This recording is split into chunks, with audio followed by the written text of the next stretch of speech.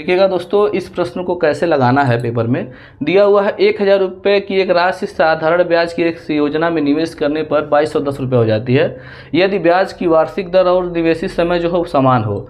देखिएगा, इसमें जो दर है और वार्षिक दर और समय जो है समान है, तो ऐसे प्रश्नों को लगाने के लिए आप ऑप्शन से लगा सकते हैं बड़े आराम से। अगर बेसिक से लगाएंगे तभी लग जाएगा, थोड़ा समय लगेगा। तो विदाउट पेन एंड पेपर इन प्रश्नों को कैसे लगाएं, तो ऑप्शन से आप बड़े ही आराम से जा सकते हैं, उत्तर आ जाएगा। और जैसा कि मैं आपको सारे क्वेश्चन करा रहा हूं, तो ये सब आपके वीकली टेस्ट का जो क्वेश्चन है जिसको आप ग्रुप में डालते हो, मैं उसको ही एक छोटे से वीडियो के माध्यम से आपको प्रोवाइड कर रहा हूं, जिससे आप आसानी से सीख भी लो, आप क्लास का टाइम भी बचे। और जिन भी विद्यार्थियों को आगामी परीक्षाओं का मैथ, रीजनिंग या एडवांस बेसिक जो भी सीखना हो मैथ के बारे में, जिनको लगता है मेरा मैथ बहुत ही कमज़ोर है, वह नीचे दिए गए डिस्क्रिप्शन में इसमें मोबाइल नंबर दिया हुआ है, उससे संपर्क करें। आपको बहुत ही आसान तरीके से ट्रिकी मैथ सिखाया जाएगा ताकि आप कॉम्पिटिटिव एग्जाम में कम समय में ज़्यादा से ज़्यादा क्वेश्चन लगा लें। तो आप संपर्क कर सकते हैं और आपको मैथ बहुत ही अच्छे तरीके से सिखा दिया जाएगा। हाँ, तो आते इस सवाल को लगाते हैं कैसे। अगर हम इसको फार्मूले से लगाते हैं तब भी ये सवाल हमारा लग जाएगा, लेकिन थोड़ा समय ज़्यादा लेगा। तो ऑप्शन से कैसे लगाएंगे थोड़ा देखिएगा।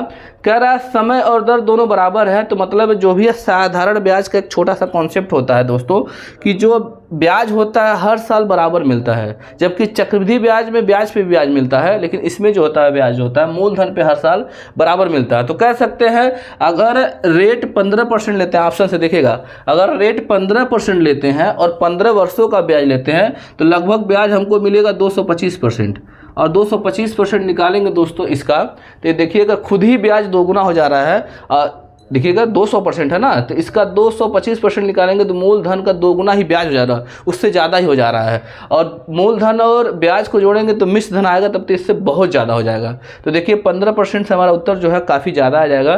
तो 15 से नहीं आ सकता, जबकि 15 से ज़्यादा 20 है, तो इससे भी हमारा उत्तर नहीं आ सकता। और देखिएगा जो हमारा 8% है, इसको देखेंगे तो 8 8 64 और 1000 का 64% निकालेंगे तब भी लगभग 600 के आसपास आएगा, जो काफ़ी कम है। तो अब ध्यान दीजिएगा, अब हमारा ऑप्शन बचा 11%। 11% के माध्यम से हम सवाल को अगर लगाते हैं तो 11% का जो हमारा ब्याज होगा लगभग 1000 का 121% हो जाएगा।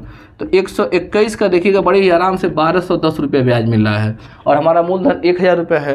अब मूलधन में और ब्याज को जोड़ते हैं तो आराम से हमारा 2210 रुपये मिश्र धन हो जाता है। तो ऑप्शन से लगाने के लिए आप ओरल ऐसे लगा सकते हैं 11%। जबकि अगर इसको फार्मूले पे देखते हैं रखते हैं तो आपको पता है मूलधन आपका जो है 1000 रुपये है, और आपको जो ब्याज मिला है 1210 रुपये मिला है, और आपको पता है दर और समय बराबर, दोनों को यक्ष मान लेते हैं, दोनों को यक्ष मान लेते हैं क्योंकि दोनों बराबर है। अब देखिएगा इससे 100 कट गया, एक 0 से एक 0 कट गया, और यह 121 बराबर यक्ष स्क्वायर, तो यक्ष का मान 11। तो ऐसे भी लगा सकते हैं, तो ऐसे भी लगा सकते हैं। थोड़ा काटने में आपको समय लग सकता है, जबकि आप ऑप्शन से ओरल कर सकते हैं कौन सा ऑप्शन आपका सही है। तो आप ऐसे प्रश्नों को पेपर में लगाएंगे तो कम समय में और ज़्यादा से ज़्यादा क्वेश्चन लगा लेंगे। धन लगाते हैं। देखिएगा प्रश्न आया हुआ है, एक धनराशि साधारण ब्याज पर निवेश करने पर 19/5 वर्षों में 69/50 रुपये हो जाती है। प्रतिवर्ष दर ज्ञात कीजिए। देखिए जो प्रश्न है यह एग्ज़ाम में बच्चों को उलझाने वाला है। ये समय जो दिया है 19/5 और जो है आपका कह रहा है इतने वर्षों में जो रुपए है वो 69/50 रुपये हो जाती है। देखिए जो अगर इस भिन्न को जो समझ जाएगा वो इस क्वेश्चन को बड़े ही आसान तरीके से लगा लेगा, जबकि इस प्रश्न में कुछ है नहीं, दर निकालना है। तो देखिएगा कैसे निकालना है।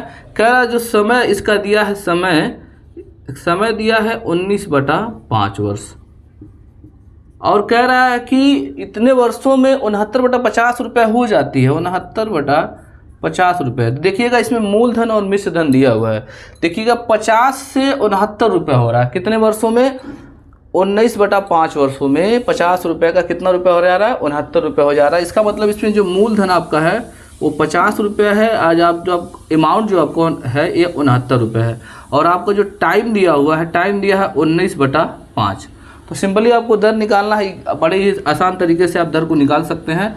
जैसे अगर आप लिख सकते हैं कि आपका जो ब्याज मिला हुआ है, लगभग ब्याज मिला 19 रुपये, और आपका मूल है धन 50, मूलधन 50 रुपये है, और आपका समय है 19/5, और आपको रेट निकालना है। और ये फार्मूले से बड़े आराम से निकल जाएगा। देखिएगा 19 से आप 19 आराम से काट दीजिए और 5 से 5 काट दीजिए और 10 दहा में 100। तो कह सकते हैं आर का वैल्यू जो आएगा 10 का गुणा यहाँ करेंगे तो आर का जो वैल्यू हो जाएगा वो 10% आ जाएगा। तो ऐसे क्वेश्चन को बड़ी आसान तरीके से लगाना होता है, आसानी से लगाना होता है, लेकिन आप बस समझ जाओ कि यहाँ दिया क्या हुआ है, आपसे पूछ क्या रहा है। देखिए कह रहा 19/5 वर्ष में 69/50 रुपये हो जाता है। इसका मतलब 50 से 69 हो जाता है। तो मूलधन आपका 75 रुपये है और आपका जो मिश्र धन है 69 रुपये है। फिर मूलधन 50 रुपये है, आप जो मिश्र धन आपका है 69 रुपये है। तो ब्याज आपको हो जाएगा 19 रुपये। और इसी फार्मूले पर रखकर आप दर बड़े ही आराम से निकाल सकते हैं। 4/5 के अनुपात में कोई राशि धनराशि 2 भागों में क्रमशः 4 वर्ष और 5 वर्ष के लिए उधार दी गई है। दोनों भागों को 8% वार्षिक साधारण ब्याज की दर से दिया गया है। यदि दोनों भागों से प्राप्त ब्याज के बीच का अंतर जो है 4,680 रुपये है तो उधार दी गई कुल राशि बताइए। देखिएगा अगर इसको बेसिक से लगाते हैं तब भी सवाल लगेगा, काफ़ी बोर्ड भर जाएगा, समय लगेगा। आप ओरल इस सवाल को लगा सकते हैं विदाउट पेन एंड पेपर। कह रहा है कि आपका जो है ब्याज का अंतर दिया हुआ दोस्तों, ब्याज का जो अंतर है दिया हुआ 4,680 रुपये और कह रहा है कि 2 लोगों में बांटा गया है। एक लोगों को दिया गया 4 वर्ष के लिए, एक लोग को दिया गया है 5 वर्ष के लिए। तो हम कह सकते हैं कि अगर रेट जो है 8% है तो इनका जो ब्याज होगा ये 32% के आसपास आएगा इनका ब्याज, और इनका जो होगा 5 वर्ष के लिए 8×5 = 40। तो देखिएगा 32 और 40 के बीच का अंतर जो है 8 है। 32 और 40 के बीच का अंतर 8% है और यही 8% का मान दिया गया है 4,680 रुपये। तो एक का मान निकालने के लिए दोस्तों आप 4,680 रुपये को 8 से जब भाग देंगे तो देखिएगा 8×5 = 40, 6 बचा 68, 8 अठाए 64, फिर 40, 8×5 = 40। एक का मान लगभग देखिए 585 आया है, लगभग 585 रुपये है। तो हमारा जो भी धन होता है वो 100% होता है और 100% का मान जो हमारा आ जाएगा दोस्तों 58,500 रुपये, जो पहला आपका ऑप्शन।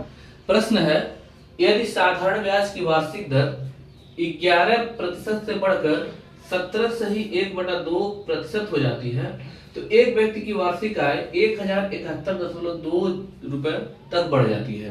तो कह रहा उसी राशि पर 5 वर्ष के लिए 10% की दर से साधारण ब्याज क्या होगा। देखिएगा दोस्तों इस प्रश्न में पूछ रहा है साधारण ब्याज और देखिए दे रहा है वैल्यू जो है दर जो है 11% से बढ़कर 17.5% हो जा रहा है। लगभग आपको दे रहा है 6.5% की वृद्धि हो रही है दर में और ये 6.5% दिया हुआ है दोस्तों 1,071.2 रुपये। इतना रुपये दिया हुआ है। अब देखिए ऐसे प्रश्न को अगर हम बेसिक से लगाएंगे तो काफी टाइम लगेगा। ऐसे प्रश्न को अगर हम बेसिक से जाएंगे तो काफी टाइम लगेगा। इसको अगर हम लगाना है दोस्तों तो ऑप्शन से थोड़ा सा चलेंगे और थोड़ा सा नियर अबाउट वैल्यू लेके चलेंगे। जैसे हम कह रहा 6.5% का मान दिया है 1,000 के आसपास, तो अगर 1% का मान निकालते हैं तो देखिएगा 6.5 से इसको हम डिवाइड करेंगे। तो ऐसे आप थोड़ा सा नियर अबाउट वैल्यू मान के चलिएगा। 6 का अगर दोगुना करेंगे दोस्तों, अगर दशमलव वगैरह हटा कर 6 का दोगुना करेंगे तो 12 के आसपास चला जाएगा, जबकि है 10 के आसपास है। तो हम क्या करेंगे दोस्तों नियर अबाउट इसको ले लेते हैं 6 को 1.5 या 6 के आसपास लेते हैं इसका वैल्यू। इससे हमको क्या मिल जाएगा, इससे मिल जाएगा कि हमारा जो 1% का मान आएगा लगभग 1.5 या 6 कुछ ऐसे आसपास करके आएगा। ठीक है, प्रश्न को ऑप्शन से लगाने के लिए एक छोटा सा ट्रिक बता रहे हैं नियर अबाउट वैल्यू लेकर। तो अगर 100 का मान निकालते हैं तो 150 या 1500 के आसपास जाएगा ऐसे, अगर दशमलव अगर हटा के रखते हैं तो अगर मान के चलिए दोस्तों अगर 100 का मान 1500 के आसपास जाता है और 5 वर्ष के लिए 10% का ब्याज निकालना है तो नियर अबाउट दोस्तों 750 के आसपास जाएगा। तो नियर अबाउट देखिएगा हम मान के लगा रहे हैं, जो भी उत्तर आएगा ये 75 मतलब 7,000 या से कुछ 7,500 से कुछ ज्यादा ही आएगा, उससे तो कम आएगा नहीं। तो देखिए 7200 है जो 7,500 से कम है और ये बहुत ज्यादा है। ये दोनों तो उत्तर हो ही नहीं सकता है। थोड़ा सा ज्यादा हो सकता है, बहुत ज्यादा नहीं हो सकता है। थोड़ा सा ज्यादा में जो है 8,240 रुपए ऑप्शन में है। इस तरह से आप इसको सही कर सकते हैं, लेकिन 9,120 रुपए भी नहीं हो सकता है क्योंकि काफी ज्यादा हो जाएगा। तो इस तरह से आप 8,240 रुपए सही कर सकते हैं। अगर इस प्रश्न को आपको बेसिक से लगाना है दोस्तों तो आपको देखिए थोड़ा टाइम लगेगा, काटने पीटने थोड़ा समस्या हो सकती है क्योंकि इसका जब 1% का मान निकालेंगे दोस्तों तो ये हो जाएगा 1071.20 और 6.5 और 1% का मान निकालेंगे, फिर इसको 100% का मान निकालेंगे तो हमारा आ जाएगा मूलधन। और मूलधन जो आ जाएगा दोस्तों तो उसका हम 50% निकाल जाएंगे तो आ जाएगा ब्याज। तभी हमारा उत्तर आया 8,240 रुपये। लेकिन इसको काटने में थोड़ी समस्या होगी, इसलिए नियर अबाउट वैल्यू लेकर हम प्रश्न को हल किए हैं। धन्यवाद।